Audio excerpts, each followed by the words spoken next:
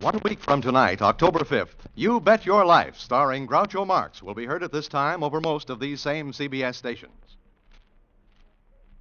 We offer you Escape, starring Van Heflin.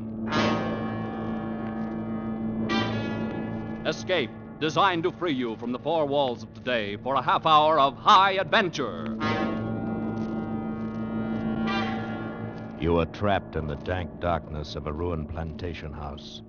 Somewhere in the pitch-black room is a homicidal maniac armed with a knife, groping for you, trying to prevent your escape.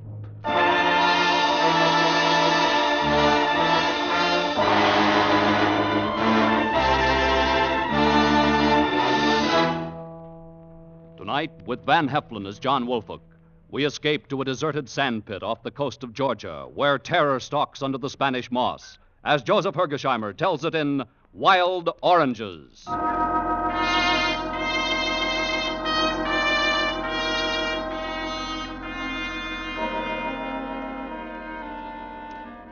What could have appeared more innocent of danger than that barren, low-lying shore of southern Georgia?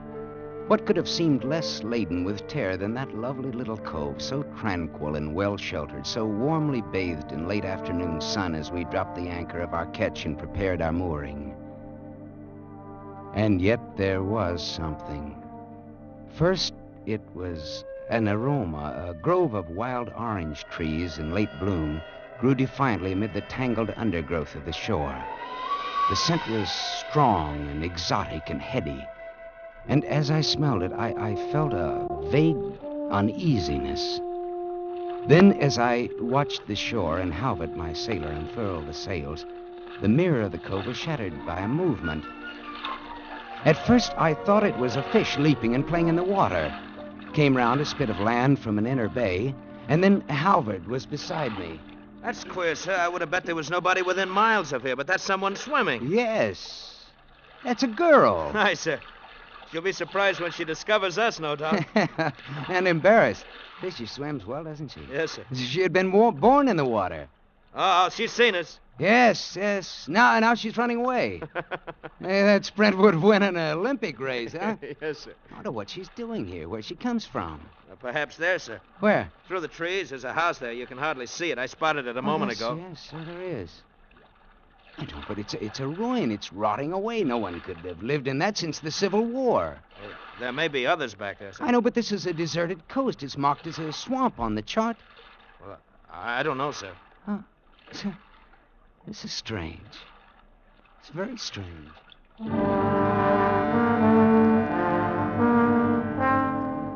Yes, it was strange. And stranger still was this vague uneasiness that I felt.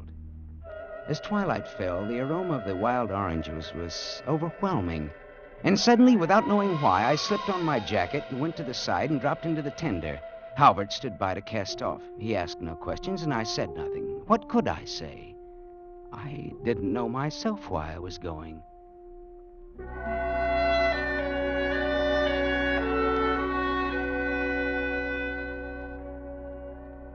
I pulled the tender up on the soft sand of the beach and walked up a dim path through the orange grove. Around the side of the house, where a smaller portico held off the weeds, a single doorway was framed in the pale light of the inner lamp. As I approached, I saw a shadow flit across it so swiftly, so furtively, that it was gone before I realized it had been a man. And then I saw her, sitting on the portico, rocking softly in her chair. What do you want? Oh, nothing. I came ashore. I thought no one was living here. You're from the white boat that sailed in at sunset? Yes, and I'm returning immediately. It was like magic. Suddenly, without a sound, you were anchored in the bay. Well, I've robbed you, too. I picked a couple of your oranges. You won't like them. They run wild. We can't sell them. Well, they have a distinct flavor. I should be very glad to have some of them on the boat. All you want. Well, my man will get them and pay you. Please don't. Nicholas attends to that. Won't you sit down? My father was here when you came up, but he went in. Strangers disturb him. I should be getting back. I'm sorry to have disturbed you and your father. No, it's nothing. Well, good night, then. Good night.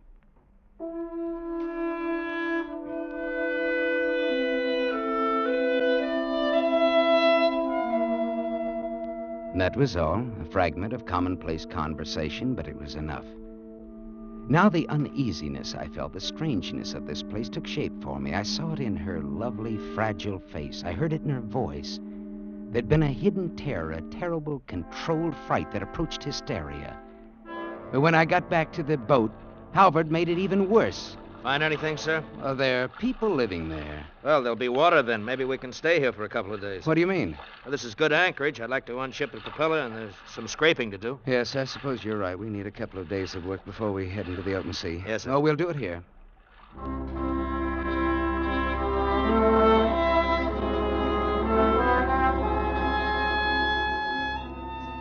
And so we stayed. In the light of morning, the strange dread I'd felt seemed foolish, and especially when I went ashore and found the girl looking young and fresh and fragile. She was fishing off a little pier in the inner bay. She had a pathetic little rod and reel, and so I got our tackle from the boat and landed a big rockfish for her, enough for several dinners. We were carrying the fish to the house when we came on a pale, thin ghost of a man. He's sitting on the portico. He started a swift retreat, but it was too late. Father, wait. This is my father, Litchfield Stowe. Oh, how do you do, sir? Millie, you know strangers. Father, you know I wouldn't bring anyone to the house who would hurt us. And see, we're fetching you a splendid rockfish. Yes. Just so we're alone here. The man is away. My daughter and I. Fish is acceptable. If you'll carry it in for me, Nicholas would do it, but he's away, and Father isn't strong. This way.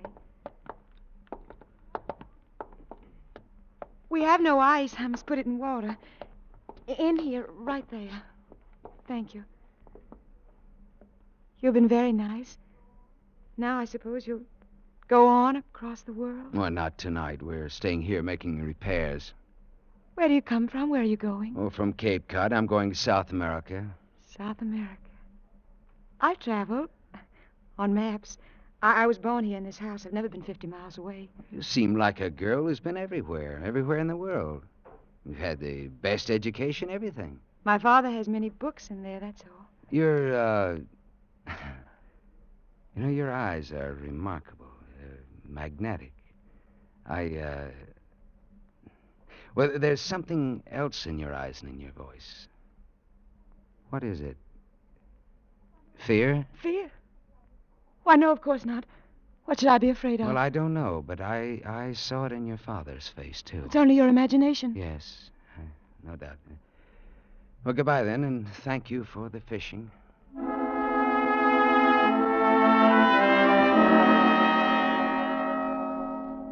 Strange how this girl would have upset me so. I tried to resist, but that evening I found myself going back to her.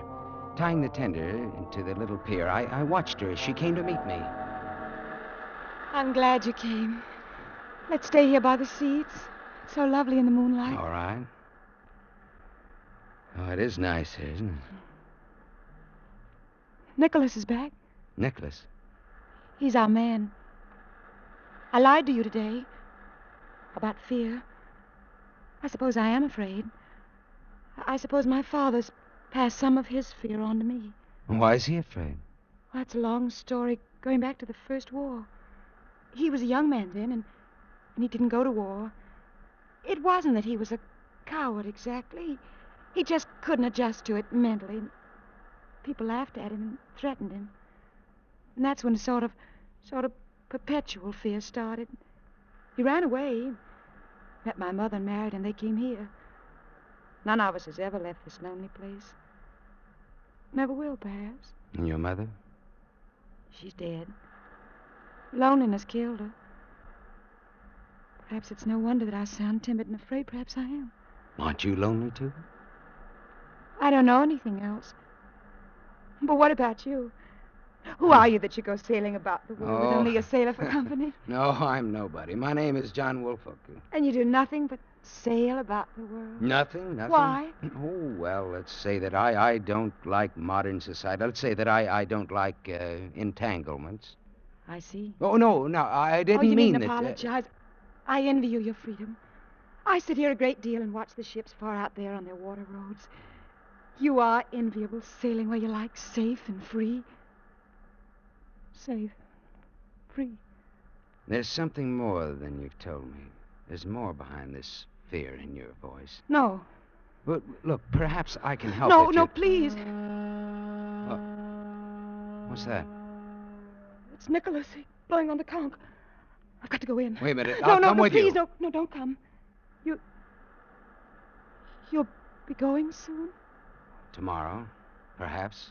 Then, goodbye. Goodbye.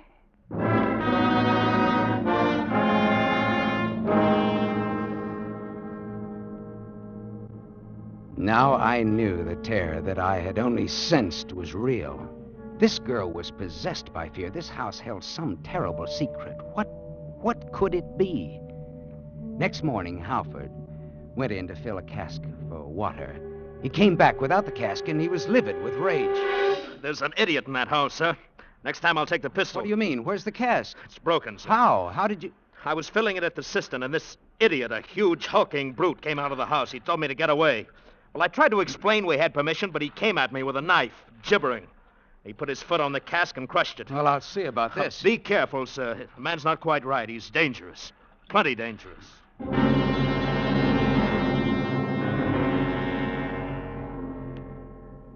I went ashore and around to the back door of the house. Millie wasn't in sight. When I knocked, a lumbering giant with pig-like eyes came to the door. Are you, Nicholas?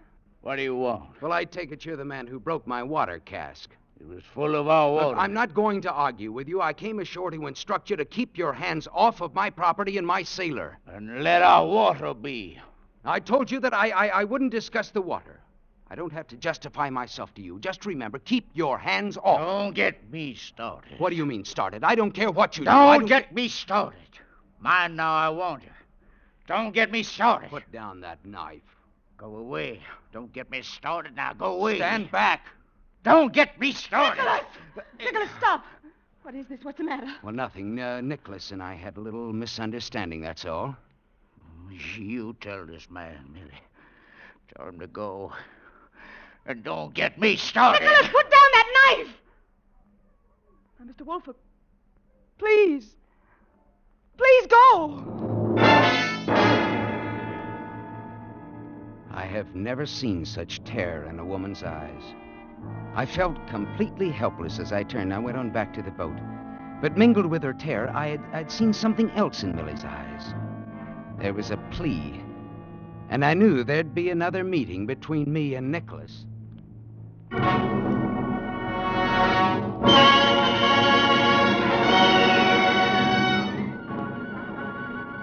That night, a storm broke, a raging wind and rain to match my tortured mood. I hardly slept. Millie's face was always before my eyes, and by morning I knew that I must do something. I rode the tender in through a drizzling rain. I went up through the orange grove and stopped in some bushes by the house. Someone was coming out of the house, and so I crouched down out of sight. It was Millie. I rose, and I called to her, Millie! Oh, it's you. I was just coming out to look. I was afraid you'd gone out. The sea's like a pack of wolves. I won't go alone. Now, you not without you, I won't. What are you saying? That's madness. No, I've got to talk to you. There's a lot that needs explaining. Things that I have a right to know. No, not here. Come.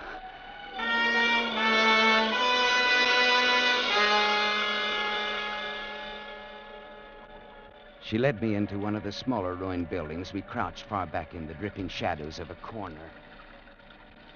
No. Millie, for the first time in 12 years, I'm living again. Darling, I'm in love with you. I know nothing of love. It's quickly learned. Millie, don't you feel anything for me at all? I don't know. Perhaps if things were different, someplace else, I might care very much. But I'm going to take you away someplace else. I'm going to make things different. I'm going to give you a chance. Oh, no, Too late. Why? You came too late. Why? Millie, what is this? What is this fear? Nicholas. Oh, that's foolish. He's nothing to be afraid of. Has he been bothering you? He says he's crazy about me. He says I must marry him. Where is he now? Oh, no, John, you mustn't. Something frightful would happen, John. Not no. frightful, just unfortunate for Nicholas. But you don't understand. He's not human. There's something about him. What about him? He came here in April. We were glad to get him. Servants impossible to get back here in the wilderness, and he'd work for the smallest wages. Only a few days ago I found out why he was glad to be here. I was cleaning his room and I found this. Let me see that. Wanted for murder, Isaac Nicholas. A homicidal maniac. He knows I found it. He knows, and he's been furious. And then you came and he ran and hid in the pines. But he told me if I spoke about him, it would happen to me. And if I left with you, it would happen to Father. Now he thinks I'm in love with you. He told me to send you away. He said you must leave today. Millie, I should have realized this. I'm not to stay away for longer than now. I must go, John. Look, Millie. It'll take us a couple of hours to get our boat ready. I'm going to come for you tonight at 8. Now, you tell him that you saw me and I promised to go. Act quietly. Say that you were upset, that you'll give him his answer tomorrow. Then at 8, you bring your father and walk out to the wharf. Now, that's all, but do it. Without hesitation or preparation. Don't let him hurt us. Please don't. Not now. He's finished. But do just as I say. It won't be long, hardly 3 hours. And then you're going to be free.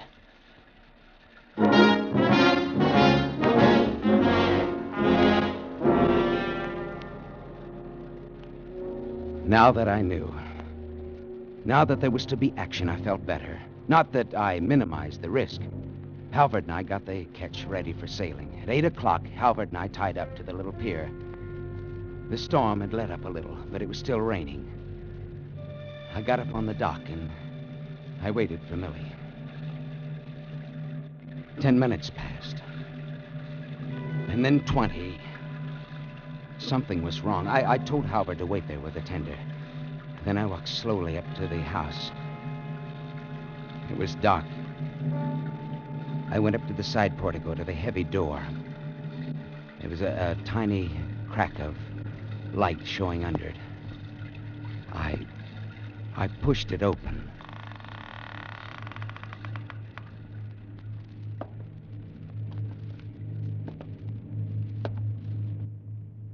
The light came from a parlor to the right. I looked in. On the floor lay a body, her father. He was dead. He was crushed. His arm twisted grotesquely under him. There wasn't a sound in the house. Slowly, I walked through the downstairs rooms. Nothing. Then, back in the hall, I heard a slight creak. Upstairs, someone had moved. Was it Millie, alive? Or was it Nicholas lying in wait? I groped slowly up the stairs. I didn't dare to use my flashlight. It would have made me a target for his knife. The upstairs hall was pitch black. Still, there was no sound. I inched my way along the wall, slowly. And then I stumbled on a loose board. The pistol flew out of my hand, but the stumble saved my life. At the same instant, I felt Nicholas lunge, heard the knife sing past my ear and thud into the wall. I felt his great bulk smashing on my shoulder. My gun was somewhere on that dark floor. His knife was embedded in the wall. Now we were grappling hand to hand, rolling on the floor, kicking, tearing, gouging, crushing. My strength and wit against the massive bulk of a maniacal killer.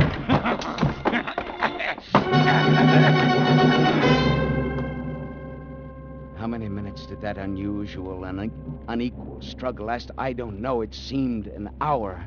Several times, as if by common consent, we rested for a minute at a time. Once we rolled apart and lay panting, the breath aching in my throat. And then I heard him groping along the wall, searching for the knife or gun.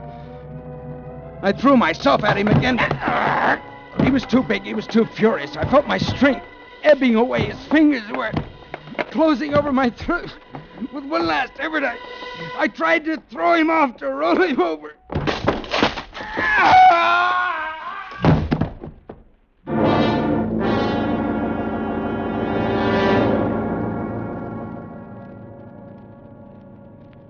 I staggered to my feet. I was dazed. I looked up. We had fallen through the banister down the stairwell.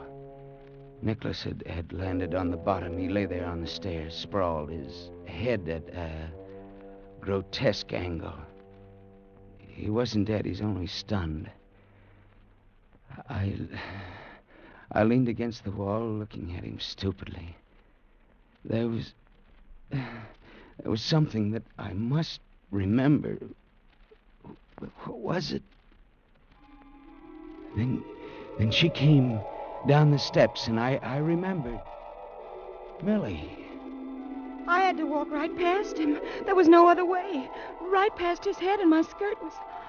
I think we better go away. Millie. Oh, no. Yes, we'll leave at once. I must tell you about my father. You know, in Virginia, the women tied an apron on the door because he wouldn't go to war. And that preyed on his mind, and he was afraid of the slightest thing. Yes, I know, but we must Things go. Things upset him so he had no strength.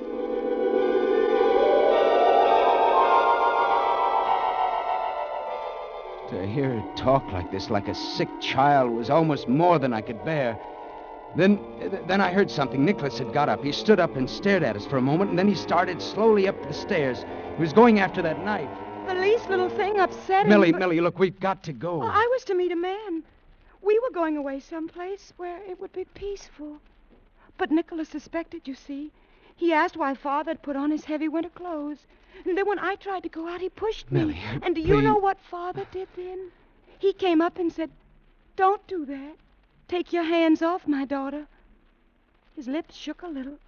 But he said it. That's the important thing. Yes, of course. Your father was a brave man after all. But please, now come. You were supposed to meet a man. That man's waiting for you. There's no time to lose. Father said, "Take your hands off my daughter."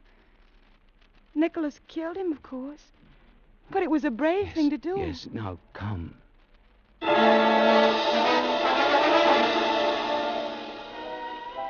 I couldn't wait any longer. I could hear Nicholas coming back. I picked her up and carried her out into the night, down the path to the pier. Behind me, I could hear Nicholas crashing through the brush like a giant animal in pursuit. Are you all right, sir? Yes. I'm about done in, but I'm all right. Here, help me. Help me get her into the boat. Yes, sir. There. Oh, there's someone coming, Yes, sir. it's Nicholas. He's got a knife. Good. I wanted to get back at him. You get in, sir. I'll take care of him. All right, Albert. I wouldn't be much help anyway.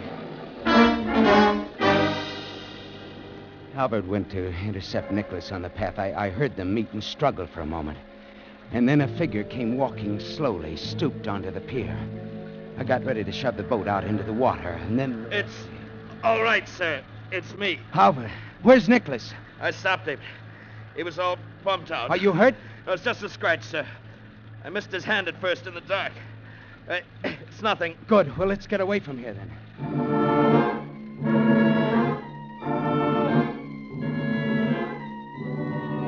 I held Millie in my arms as Halbert rowed to the ketch. Erratically, I suppose because of the storm. We were ready to cast off in 2 minutes. The last obstacle would be the narrow passage out of the cove. In this storm, it would be very dangerous. I started to take Millie into the cabin. No!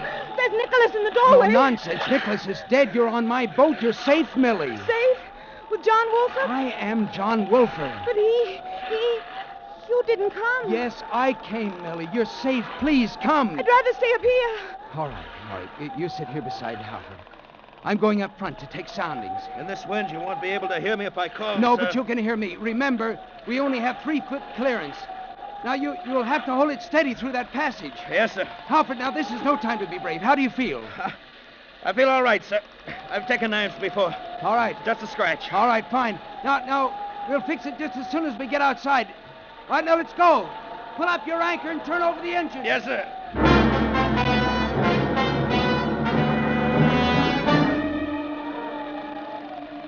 The boat headed into the tearing wind of the storm, straight toward the narrow inlet. A foot too far on either side and we'd hit. In this sea, that would mean death for all of us. I stood far up on the bow, taking soundings, feeling out the passage. Howling wind carried the call back to Halvard. Forward! Now the boat veered again. I realized that he must have lost an awful lot of blood.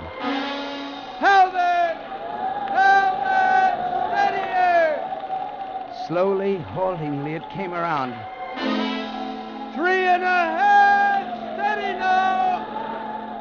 But it was anything but steady. The boat wavered and swung as if an inexperienced hand was at the wheel. In a moment, we might hit. 3.25! We were in the passage. Hold steady, Halbert! Steady! 3.5. We're through. Good boy, Halbert! Good boy!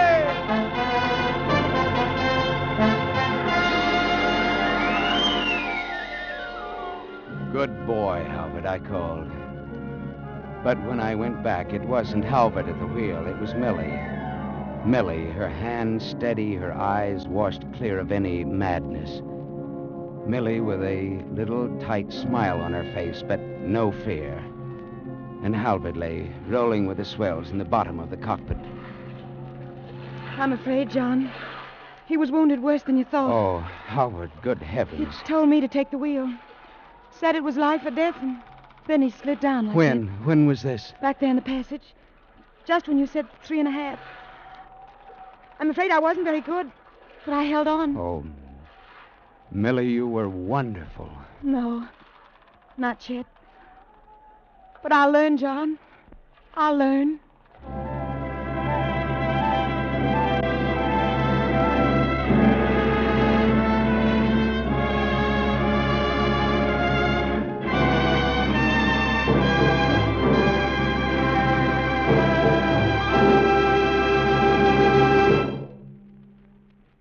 Escape was produced and directed by Gordon T. Hughes, with Van Heflin starring as John Woolfolk. Tonight we have presented Wild Oranges by Joseph Hergesheimer, adapted for radio by John Dunkel.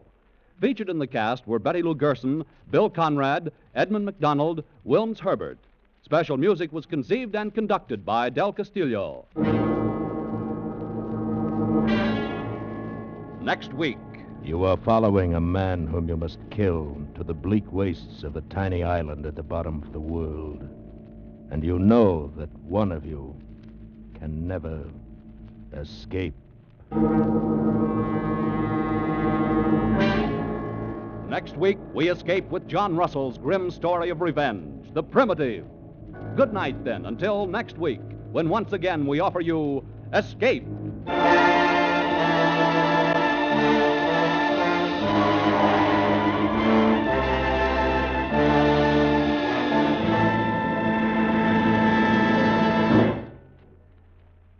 Van Heflin is currently starring with Jennifer Jones, James Mason, and Louis Jourdan in Metro-Goldwyn-Mayer's Madame Bovary. Starting 1 week from next Saturday, October 8th, Escape will take a regular place in the CBS Saturday night schedule. That's 1 week from next Saturday, October 8th, Escape. Next week at this time, you will hear CBS's latest addition to its fine Wednesday night shows, You Bet Your Life, starring Groucho Marx. This outstanding comedy quiz, highlighted by Groucho's fast ad-libs, has won a Peabody Award and a high place in America's comedy favorites. Next Wednesday, it joins the parade on CBS, where it will be heard along with The Bing Crosby Show and Burns and Allen on most of these same CBS stations. Stay tuned now for The Bing Crosby Show, which follows immediately over most of these same stations.